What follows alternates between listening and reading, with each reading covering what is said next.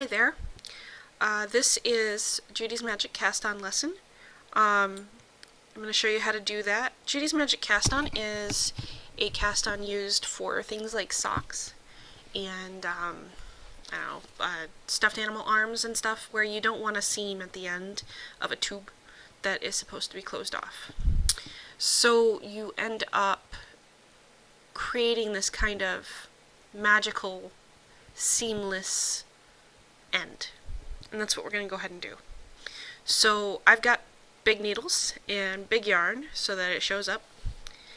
And so the first thing you do with Judy's Magic Cast-On is you give yourself a little bit of a tail.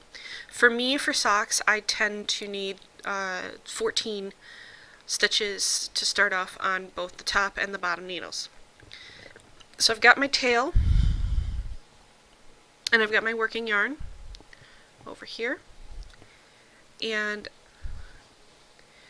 I've got my 2 needles. Now what you need is 2 needles of the same size, and I tend to use my circular because it's just going to end up on there, and I'm going to do magic loop with it afterwards, which is pretty much what Judy's Magic Cast-On is for, magic loop. And then I'm going to go ahead and start. So the bottom needle needs to always stay on the bottom, the top needle always needs to stay on the top, and I'm going to slide my yarn over the top needle so that the working yarn is on top and the tail is on the bottom. And then I'm going to go ahead and twist that so that the working yarn is now on the bottom and the tail is now on the top, so that I get a nice little twist down here on the bottom. Okay? Then the first movement, once you've got that settled, of Judy's Magic Cast-On is to create your second stitch, or your first stitch I should say, on the bottom needle. You've got one on the top, you need one on the bottom. And to do that, you pull the working needle around and under the bottom, or the working yarn around and under the bottom needle, over the bottom needle, and in between the 2 needles. And you see how I've got the bottom needle forward more so than the top? That tends to make it a little easier to get in between those 2 needles. Otherwise you're fiddling a lot and it tends to be hard on the hands.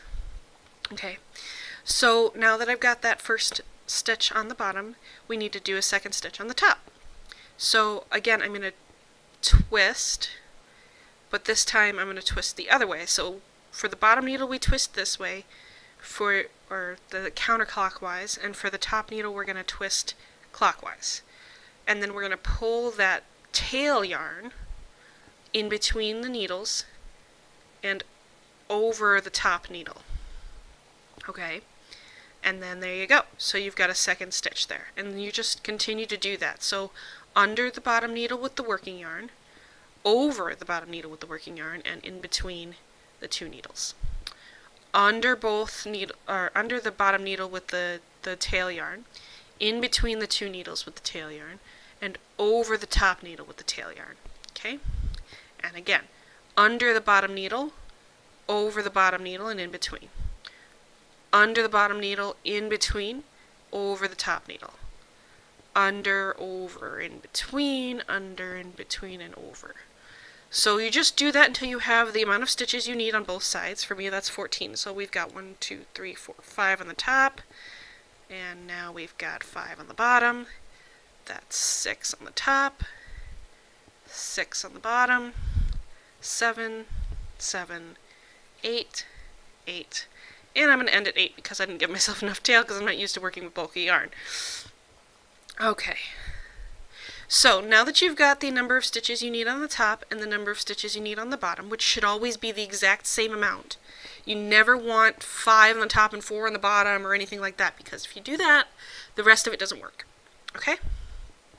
So now you've got your top needle and your bottom needle, and you're going to go ahead and turn it so that your top needle becomes your bottom needle and your bottom needle becomes your top needle. Now to keep that last stitch from running away, you're going to go ahead and twist the tail around and pull it. so that you're not, because otherwise the tail is just sitting over here, la la la la la. See how loose that is? You don't want that loose, but you don't want to like tie it off or anything. So you're just gonna give it a little twist and keep an eye on it. Make sure it doesn't fall out. This is the hardest part. So we want to make sure that that stays as put as it can. Okay? I'm gonna hold on to that down here using my, using my middle finger to keep it in place. Now, what is now your bottom needle and used to be your top needle, you're gonna pull through the stitches, and now you're gonna start doing some knitting. Now, for the first group here, the new top needle, you're gonna knit as you usually would. So you're gonna knit that first stitch, and then as soon as you've knit that first stitch, just give that tail a quick pull so that it's nice and tight and you don't lose anything. Okay? And then you're going to go ahead and knit the rest of the row.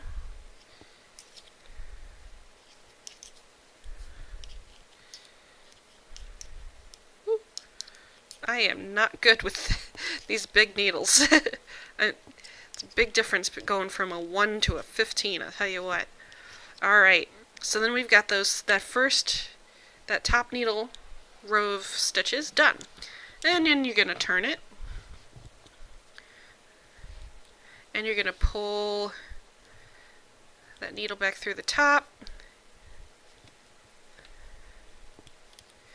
And for me, this is sometimes a struggle because I'm still a little bit tight on my knitting. So the bottom here now, you're going to pull that through. Push these guys on the top. Okay, and now we're going to do something a little different. We're going to knit through the back loop on all of these stitches. Okay, and the reason for that is because we're trying to create knitting on this side and purling on this side. So, knitting and purling. So if we were to knit in the front stitch, it will end up giving us twisted stitches and the whole thing will look off. So what we do is we knit through the back loop to avoid that on the second row. So we're gonna, or second half of this. Okay, so we're gonna knit through the back loop, and that's taking, instead of going through the front loop here, you're gonna go through the back loop here, and you're gonna knit just like that. Okay, I'm going to go ahead and go through the back loop again and knit through the back and knit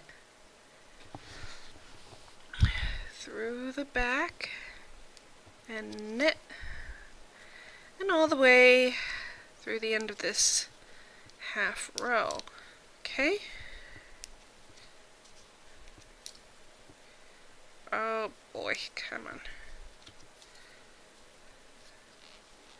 Okay.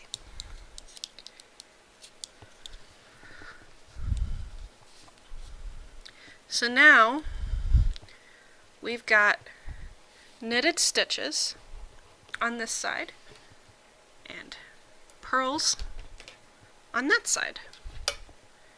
And now you have cast on. Now typically you would continue to knit or do some increases, whatever it is your thing needs. But that's basically Judy's Magic Cast On. I have now cast on these stitches, and I can move on to increasing from my toe. Now if you're going to do 2 at a time, you're going to need to go ahead and slide these down, right? And then do it again for the next one. Always making sure that what was your top needle or your bottom needle in the first place is again your top needle or your bottom needle, because you want to make sure that you're, when you do 2 at a time, that your working yarn is in the same place on both socks.